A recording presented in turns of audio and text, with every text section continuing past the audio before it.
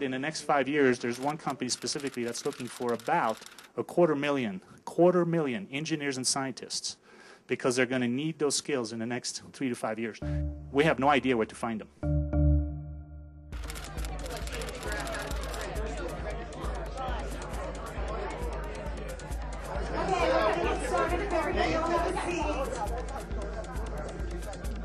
The difference between the haves and the have-nots is an education and a job.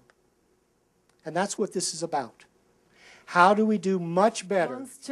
Part of our contract with Monster will be that we will get real-time labor data for the entire state of New Mexico. Monster has 764 jobs posted in New Mexico right now.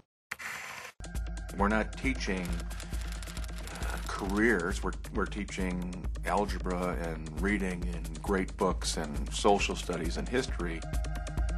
And they have no clue what the requirements of being an employee are. None of us have the information we need to make good decisions. The system's broken. We're no longer speaking to the youth. You know, we've done lots of things we've called reform, but believe me, it's not. It's rearrangement. When you leave all the rules in place and you try and figure out how to do things different, you are rearranging. New Options is addressing the education of our citizens, the future jobs of those citizens, and how to connect the education and the jobs to be seamless.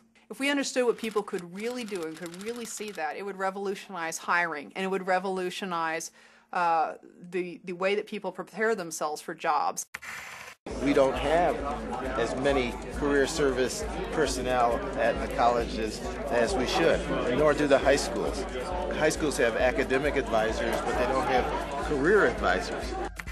They have no idea whether the person can actually do the job. They could have a PhD and be incompetent, and they could be, have never had a job before.